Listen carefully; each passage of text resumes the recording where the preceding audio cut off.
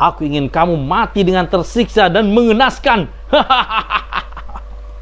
Assalamualaikum warahmatullahi wabarakatuh. Jazakumullah khairan yang udah klik video ini, dan selamat datang di Penjelajah Sirah.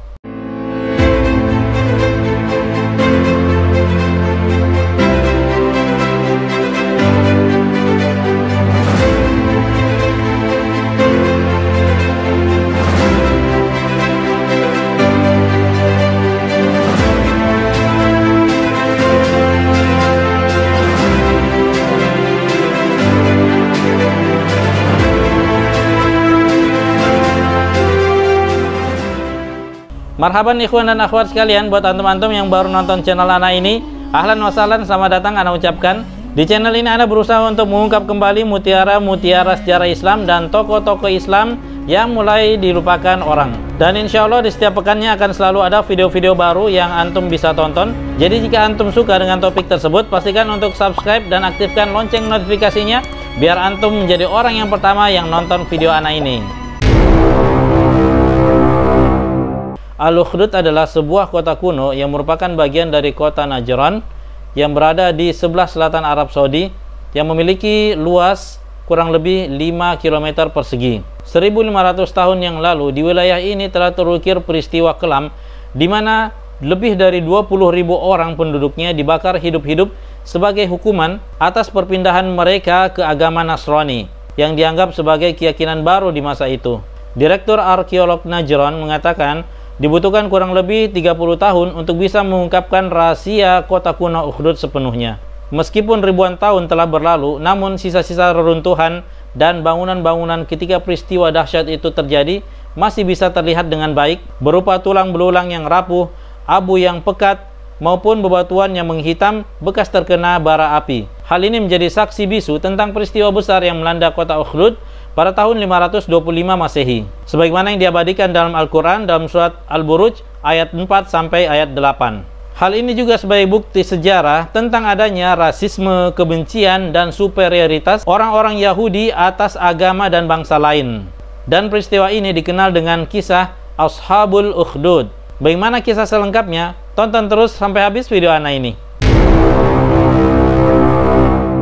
Yaman dahulu merupakan salah satu wilayah subkoordinat dari Imperium Persia. Seperti yang kita ketahui bahwasanya dunia pada saat itu didominasi oleh dua imperium besar, yaitu Romawi dan Persia. Yaman merupakan nenek moyang dari orang-orang Arab, di mana setelah runtuhnya kerajaan Sabah, maka beberapa warganya pindah atau hijrah ke Yathrib, atau yang dikenal dengan kota Madinah pada saat sekarang ini. Sehingga lahirlah suku Aus dan Khazraj yang sangat terkenal pada masa Rasulullah SAW nantinya. Yaman merupakan wilayah yang mempunyai struktur politik yang tidak kuat pada saat itu, sehingga menjadi rebutan orang-orang asing untuk menguasai dan menginvasinya. Pada saat itu, Yaman dikuasai oleh raja yang zalim yang bernama Dhu Nuwas, yang diperolehnya dari hasil kudeta politik. Nama asli dari Dhu Nuwas ini adalah Dhu Nuwas bin Tuban As'ad. Kemudian dia mengganti namanya dengan Yusuf bin Syarhabil setelah berhasil membunuh perampas kekuasaan Khani'ah Yanuf Dhu Shanatir. Dhu Nuwas lahir di Yaman pada tahun 468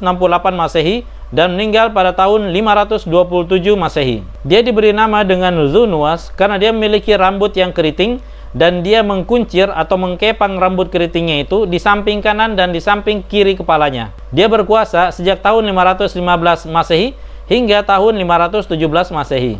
Dhu Nuwas merupakan pemimpin yang fanatik agama, namun diktator, sehingga dalam kepemimpinannya selalu membabat habis lawan politiknya. Suatu hari, dia pergi ke Yathrib, bertemu dengan pemuka agama Yahudi di sana. Dia melakukan dialog dengan pemuka agama Yahudi tersebut, sampai akhirnya dia kagum dengan agama Yahudi dan memeluk agama Yahudi. Setelah kepulangannya dari Yathrib, dengan kediktatorannya, Dhu Nuwas memaksa masyarakatnya untuk memeluk agama Yahudi dan mengakui dirinya bahwasanya dia termasuk Tuhan yang wajib untuk disembah.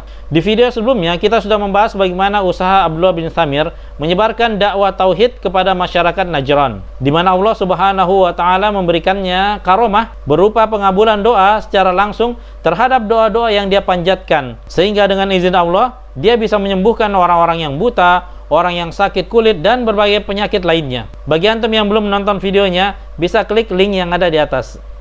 Berita kehebatan doa Abdullah bin Samir ini pun tersebar seantero kota Najran, sampai ke telinga salah seorang sahabat dari Raja Dzunwas yang sedang mengalami kebutaan. Dia sudah berusaha untuk berobat kemana-mana, namun belum juga bisa sembuh. Lalu datanglah dia bersama dengan para pembantunya menemui Abdullah bin Samir. Dia membawa beraneka macam hadiah dan harta yang banyak. Dia berkata kepada Abdullah bin Samir, "Andaikan kamu dapat menyembuhkan saya, maka saya akan penuhi semua permintaanmu." Abdullah bin Samir mengatakan, "Sesungguhnya saya tidak bisa menyembuhkan seseorang pun, tetapi yang menyembuhkan adalah Allah Subhanahu wa Ta'ala. Apabila engkau beriman kepada Allah Subhanahu wa Ta'ala, niscaya saya akan berdoa kepadanya agar engkau disembuhkan olehnya." Dia pun kembali bertanya, "Siapa itu Allah?" Maka Abdullah bin Samir pun menjelaskan padanya tentang keesaan Allah dan kemahakuasaannya Allah Subhanahu wa Ta'ala. Lalu berimanlah orang itu.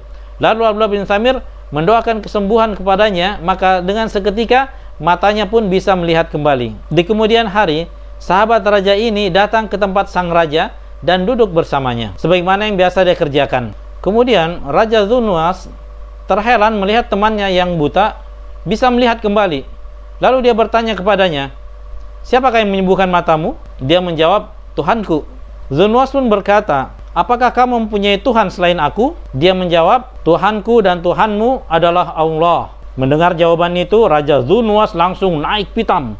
Dia marah besar dan segera memerintahkan pengawalnya untuk menangkap sahabatnya itu. Lalu maksanya untuk memberitahu siapa orang yang menyembuhkan matanya itu. Karena tidak tahan dengan siksaan, akhirnya sahabatnya itu pun menyebut nama Abdullah bin Samir. Raja Dzunwas mengenal bahwasanya Abdullah bin Samir adalah salah seorang dari murid sekolah sihir kerajaan. Maka ketika Abdullah bin Samir hadir di hadapannya, dia pun mengatakan, "Hai anakku, sihirmu sangat ampuh sehingga dapat menyembuhkan orang yang buta, orang yang penyakit kulit, dan berbagai macam penyakit lainnya. Di samping itu, kamu bisa berbuat ini dan itu. Sepertinya tukang sihirku telah mengajarkanmu dengan baik." Abdullah bin Samir pun mengatakan, "Sesungguhnya yang bisa menyembuhkan hanya Allah Subhanahu wa Ta'ala, bukan diriku. Aku hanyalah perantara kesembuhan mereka." Mendengar jawaban itu, Raja Dzunwas langsung marah besar dan memerintahkan untuk menangkap dan menyiksanya, serta maksanya untuk menyebut nama guru tempat dia belajar. Karena tidak tahan dengan siksaan, akhirnya Abdullah bin Samir pun menyebutkan nama gurunya, yaitu Faymiyun, yang tinggal di sebuah kemah di pinggiran kota Najran. Maka Faymiyun pun dijemput. Ketika Faymiyun telah hadir di hadapan Raja Dzunwas, dengan tanpa basa-basi, dia mengatakan, "Kembalilah kamu ke agamamu yang dulu." Maka Faymiyun pun menolak. Lalu Raja mengancam akan membunuhnya. Tetapi Faymiyun tetap saja menolak. Kemudian Dzunwas pun menyuruh pengawalnya untuk membunuhnya dengan menggergajinya dari atas kepala hingga badannya terbelah dua. Allahul Musta'an. Kemudian dipanggil sahabat raja. Dikatakan padanya, "Kembalilah kamu ke agamamu yang dulu." Namun dia pun menjawab seperti apa yang dijawab oleh Faymiyun. Dia tidak mau untuk kembali ke agamanya yang terdahulu. Lebih baik mati daripada menyembah berhala. Maka ia pun dibunuh dengan perlakuan yang sama dengan Faymiyun, yaitu digergaji dari atas kepala sampai badannya terbelah dua. Kemudian dipanggillah Abdullah bin Samir. Raja Dzunwas berkata kepadanya, "Kau telah merusak keadaan penduduk negeri ini, dan kau telah melakukan perbuatan yang berseberangan dengan agamaku dan agama nenek moyangku. Aku tidak ingin kau mati dengan mudah. Aku ingin kamu mati dengan tersiksa dan mengenaskan."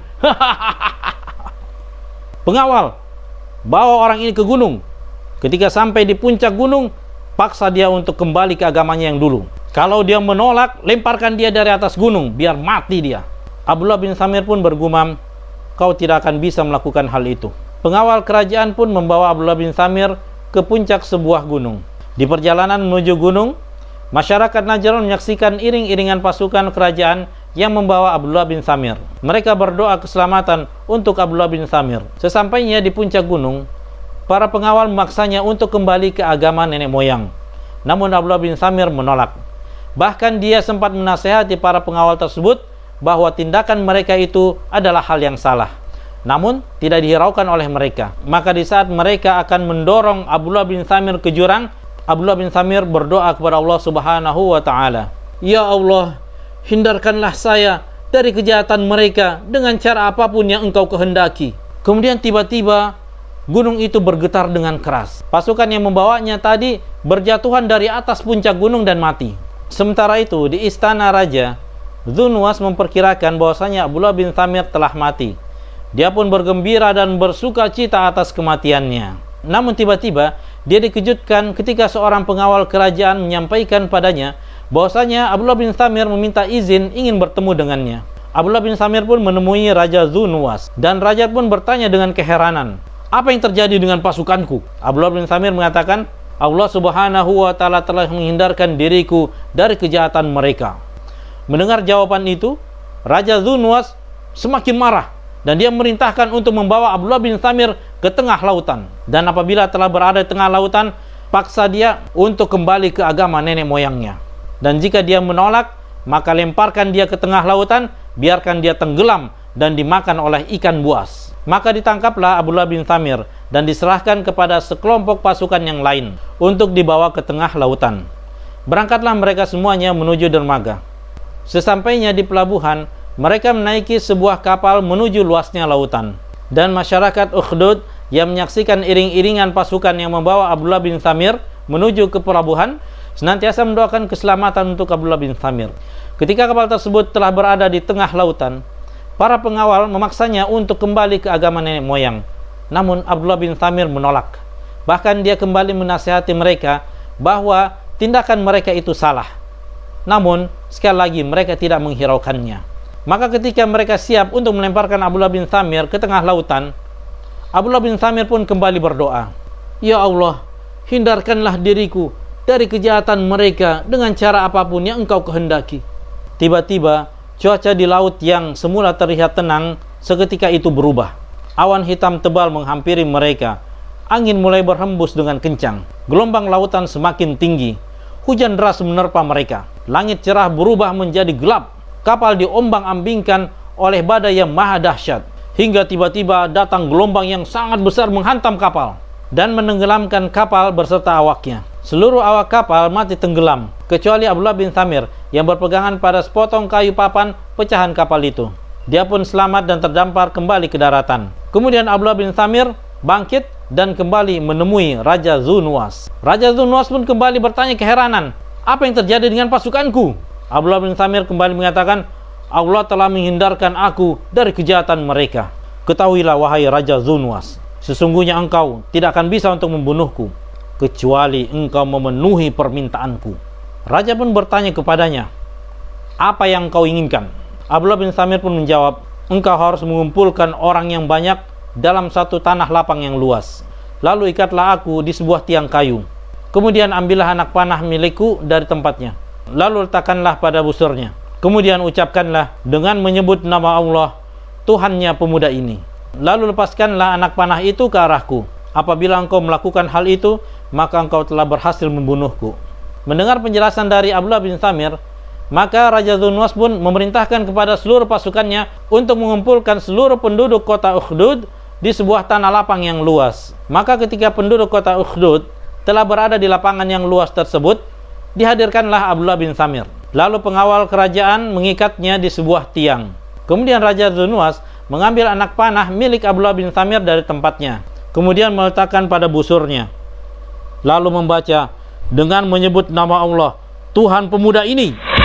Maka melesatlah anak panah itu dan menancap di dekat pelipis dari kepala Abdullah bin Thamir. Darah pun mengalir dari bagian luka panah tersebut. Pengawal kerajaan melepaskan Abdullah bin Thamir dari tiang kayu dan ikatan yang ada pada tangannya. Abdullah bin Thamir kemudian meletakkan tangannya pada pelipis yang terluka. Lalu dia pun wafat.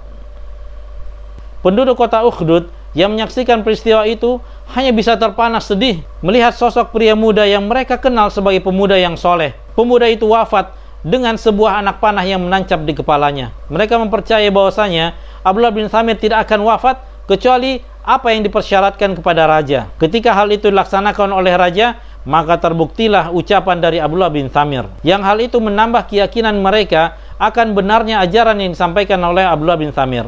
Tiba-tiba secara serentak orang-orang berkata, "Kami beriman kepada Tuhannya pemuda ini. Kami beriman kepada Tuhannya Abdullah bin Thamir. Kami beriman kepada Allah Rabbal Alamin." Tafadhal komen di bawah tentang video ini dan untuk ide-ide video selanjutnya. Semoga antum semua menyukai video ini. Syukron lakum jami'an. Terima kasih banyak semuanya yang sudah nonton. Dan jangan lupa untuk subscribe bagi antum yang belum. Dan bagi yang sudah, jazakumullah khairan. Terima kasih banyak telah support channel ini. Dan jangan lupa untuk follow Instagram Ana, Penjelajah Sirah. Sampai jumpa di kisah-kisah selanjutnya. Man najah fi kulli umur. Kafaratul majlis. Subhanakallahumma wa bihamdika asyhadu an la ilaha illa anta astaghfiruka wa atubu ilaik. Assalamualaikum warahmatullahi wabarakatuh.